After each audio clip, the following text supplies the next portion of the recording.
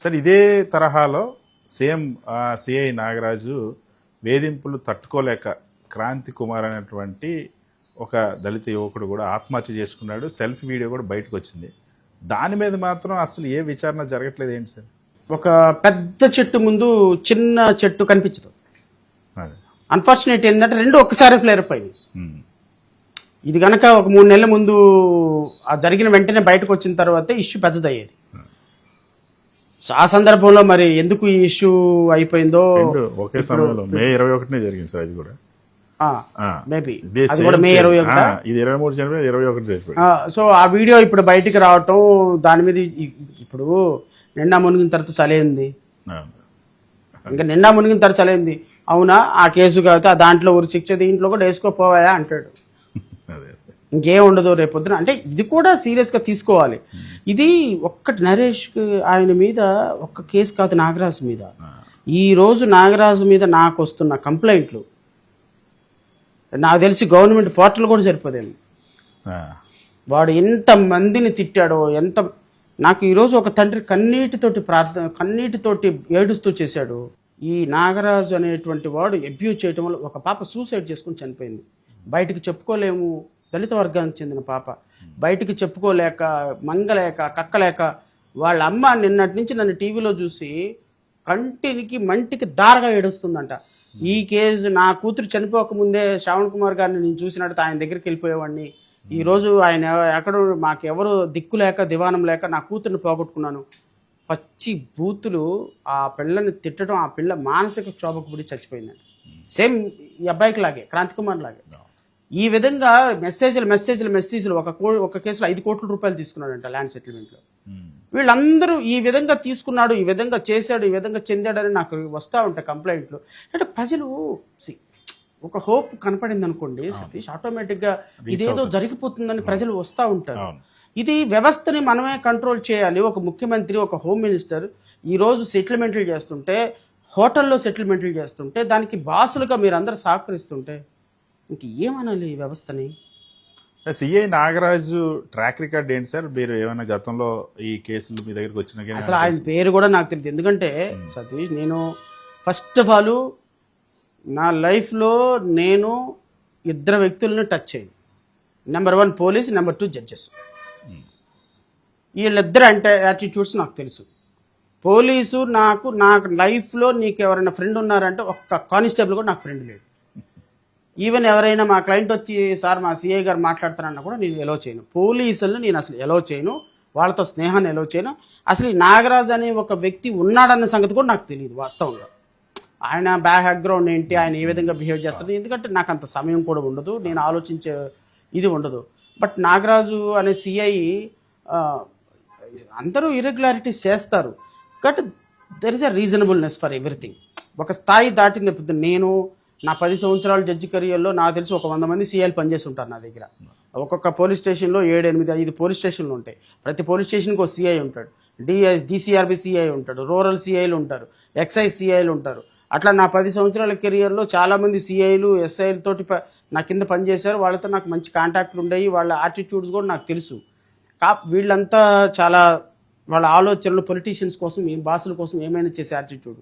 So Nagaraju ఆయన CI గురించి నాకు పూర్తిగా తెలియదు. కానీ బట్ ఈ విధమైనటువంటి బ్రూటల్ మనస్తత్వం ఉన్న సిఐలు అందరూ ఉండరు. కొంతమంది మంచోళ్ళు ఉన్నారు, కొంతమంది సిస్టమ్ కోసం పనిచేసేవాళ్ళు ఉన్నారు, కొంతమంది కరప్షన్ చేయకుండా నిజాయితీగా ఉన్న వాళ్ళు ఉన్నారు. మనం అందరిని ఒక గాడిని కట్టేయకూడదు. కానీ ఇట్లాంటి దుర్మార్గులు దొరికినప్పుడు, ఇట్లాంటి దుర్మార్గులు చెమడాలు ఒలిచి వాడికి ఉరిశిక్ష పడితే వ్యవస్థ బాగుపడుతుంది. సరే, ఇప్పుడు ఈ కేసులో క్రాంతి కుమార్ ఆత్మహత్య చేసుకున్న తర్వాత ఆయన తండ్రి సిపి రాజశేఖర్ బాబుని కలిసి కంప్లైంట్ చేశారు. తన కొడుకుని చంపేశారంటూ స్వయంగా విజయలక్ష్మి సాయికృష్ణ తల్లి కూడా వెళ్ళి సిపి రాజశేఖర్ బాబు కంప్లైంట్ చేశారు. కానీ సిపి ఎక్కడ జోక్యం చేసుకున్నట్టు, యాక్షన్ తీసుకున్నట్టు ఈ విషయం బయటకు వచ్చినంత వరకు కూడా కనిపించలేదు. సిపి బాధ్యత ఉందంటారా లేదంటారా? లేకుండా ఎలా ఉంటుందండి? లేకుండా ఎలా ఉంటుంది చెప్పండి. ఇప్పుడు పొద్దున్న 8 o'clock రోల్ కాల్ జరుగుతుంది. ప్రతి స్టేషన్ ఎస్హెచ్ఓ, ప్రతి స్టేషన్ సిఐ, అది ఎస్హెచ్ఓ అంటే సిఐ. కొన్ని స్టేషన్స్లో ఎస్ఐలే ఎస్హెచ్ఓలుగా ఉంటారు. ఎస్ఐలు, ఎస్హెచ్ఓలు, పై ఆఫీసులు, ఏసీపీలు, డీసీపీలు, టాస్క్ ఫోర్స్ వాళ్ళు మొత్తం రోల్ కాల్లో ఉంటారు. వారెంట్ ఎగ్జిక్యూషన్ ఎప్పుడు జరిగింది? ఇందాక జరిగింది సార్. 24 అవర్స్ మించిందా అర్జెంట్కి పెట్టు. సాయంత్రం లాకప్ క్లోజ్ చేసేటప్పుడు నువ్వు డీసీఆర్పీ వాళ్ళకి, టాస్క్ ఫోర్స్ వాళ్ళకి వాళ్ళు లాకప్ క్లోజ్డ్ లాకప్ రాసుకుంటారు. ఎంతమంది లాకప్లో ఉన్నారు, ఎంతమంది వారెంట్లు తెచ్చారు, ఎంతమంది ఎగ్జిక్యూట్ అయింది, ఎంతమంది ఇంకా ఎగ్జిక్యూషన్ కానుంది. అమ్మయ్య ఒక వారెంట్ ఎగ్జిక్యూట్ అయిందిరా దేవుడా, కోర్టుకు ప్రొడ్యూస్ చేసామని హ్యాపీగా పడుకుంటారు పోలీసులు. అట్లాంటిది ఒక కమిషనర్ దగ్గర నెల రోజుల పాటు ఉంది, ఒక అక్యూజ్డ్గా తీసుకొచ్చి వాడిని టార్చర్ చేస్తున్నాడు, దట్టు టాస్క్ ఫోర్స్ పోలీసులు టార్చర్ చేస్తున్నారు అంటే how can you ignore the very fact? నాకు తెలియలేదు అని అంటే మాత్రం it you are inefficiencies boss and there is no point and escaping. So కాబట్టి ఖచ్చితంగా బాస్గా you have to take a call అండి, you have to take responsibility. Sir, ఈ Saikrishna mother habeas corpus petition వేసినప్పుడు హైకోర్టుకి విజయవాడ పోలీసులు ఒక అఫిడవిట్ ఇచ్చారు. ఆయన మేము వెతుకుతున్నాం, మాకు ఎక్కడున్నాడో తెలియదు అన్నారు. ఇప్పుడు మరి పరిస్థితి ఏంటి? రేపు కోర్టుకి ఏం చెప్పి క్లోజ్ అయిపోతుంది.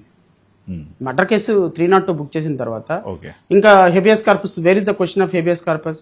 సభకు నమస్కారం పెట్టి జడ్జి గారు కూడా అమ్మ ఇల్లు కేసు క్లోజ్ చేసాం, కేసు కంటెస్ట్ చేసుకోపో అంటారు. సీఏ మీద ఎఫ్ఐఆర్ కట్టేసామండి అని చెప్తారు. ఓకే కట్టేసుకోండి అంటారు. ఇంకా కోర్టు కూడా ఏం చేయగలిగింది లేదు. సో కోర్టులో కేసు క్లోజ్ అవుతుంది. అండ్ 2 వేళకు కూడా చాలా గట్టిగానే న్యాయం జరిగింది తల్లిదండ్రులకి, సారీ తల్లికి అండ్ మిగతా పక్కనున్న జనసేన కార్యకర్తలకి. నిన్న జనసేన మెంబర్షిప్ వేసుకొని మాట్లాడిన వాళ్ళందరికీ గట్టిగా న్యాయం జరిగింది. సో అందుకనే మాకు పవన్ కళ్యాణ్ గారు న్యాయం చేశారు, అనిత గారు ముఖ్యమంత్రి గారు న్యాయం చేస్తారని చెప్తున్నారు కదా. వాళ్ళ సైజ్ ఆఫ్ న్యాయాన్ని బట్టి రేపొద్దున కోర్టులో విత్డ్రా చేసుకుంటారు.